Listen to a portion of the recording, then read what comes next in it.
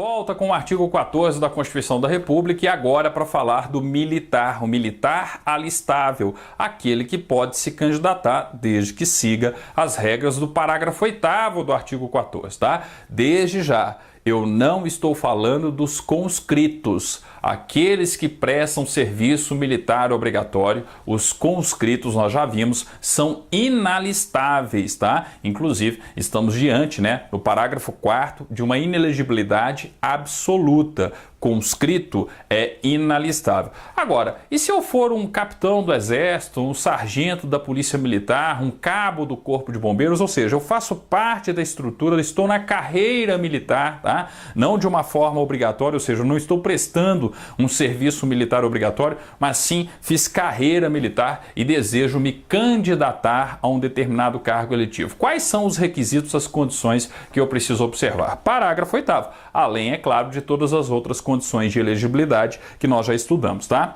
Parágrafo 8º, atenção.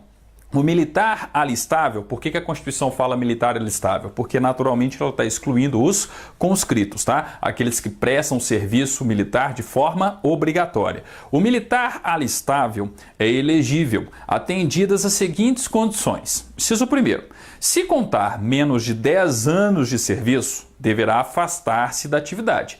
Tem que deixar a condição de militar. Então, olha só, eu tenho 5 anos, sou um policial militar, um sargento, vamos supor, da Polícia Militar, e tenho 5 anos de atividade e resolvo me candidatar a vereador. Eu tenho que torcer para ser eleito, porque a partir do momento que eu tenho o registro da candidatura, eu deixo de ser militar. E se porventura eu perder a eleição, eu não vou ser nem vereador, nem mais militar, tá? Então tem um risco aí maior para quem tem menos de 10 anos de serviço. Agora, e se for o contrário? E se eu tiver mais de 10 anos de serviço? Vejam o inciso 2º. Se contar mais de 10 anos de serviço, será agregado pela autoridade superior e, se eleito, passará automaticamente no ato da diplomação para a inatividade. Grifem, marquem o inciso 2º. Examinador, na maioria das vezes, faz a questão baseando-se no inciso 2º. O militar com mais de 10 anos de serviço, ele se candidata. Ele deixa automaticamente de ser militar, conforme a gente viu no inciso 1º? Não.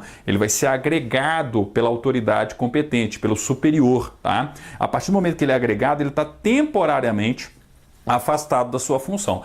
A partir do momento que ele é eleito, ele vai para a inatividade, porque vai exercer o respectivo mandato e automaticamente vai para a inatividade. Aí, se ele não for eleito, ele volta, tá? Para a condição anterior dele, para a função anterior que ele exercia enquanto militar. Então perceba o seguinte, tem risco mesmo aqui. É no caso do inciso 1º, é aquele militar que tem menos de 10 anos, ele corre o risco de ficar desempregado. O militar com mais de 10 anos não vai sofrer esse risco, tá? É uma questão comum, gente, também, tá? Vale a pena aí dar uma estudada, uma lida, uma relida, sim, no material de direito constitucional da editora, Eu tenho utilizado pouco aqui na questão dos direitos políticos, tá? Mas sempre, todos os comentários, tanto eu como a professora Marcela Machado, nós tivemos aí muito cuidado com relação aos comentários do material de direito constitucional da editora. E a gente colocou aqui, como é uma questão recorrente, a gente tem que lembrar o seguinte, 1. Militar com menos de 10 anos de carreira.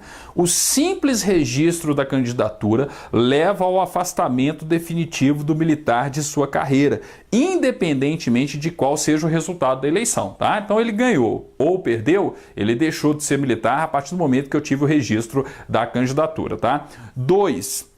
Militar com mais de 10 anos de carreira. O registro da candidatura leva o militar a um afastamento temporário de suas atividades, sendo este agregado pela autoridade superior. E, se eleito, no ato da diplomação, não estou falando do ato da posse, no ato da diplomação e não da posse, grifem, tá? Será encaminhado para a inatividade, tá certo? Então, falei de militar, basta lembrar disso, tá? Quem corre risco efetivamente aqui, é quem tem menos de 10 anos, tá? Esquematizando, como sempre aqui, tá? Falei do militar, eu tenho que lembrar o seguinte, quem tem menos de 10 anos... Quem tem menos de 10 anos e deseja se candidatar a qualquer cargo eletivo, tá? Ele tem que deixar a condição de militar, ok?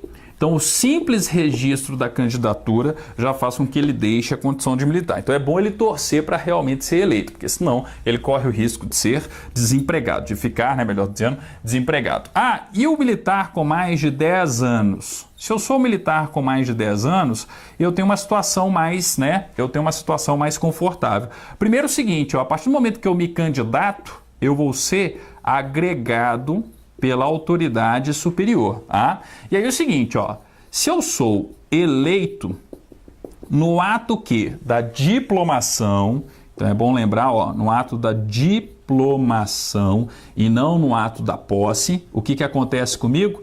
Eu vou para a inatividade, ok?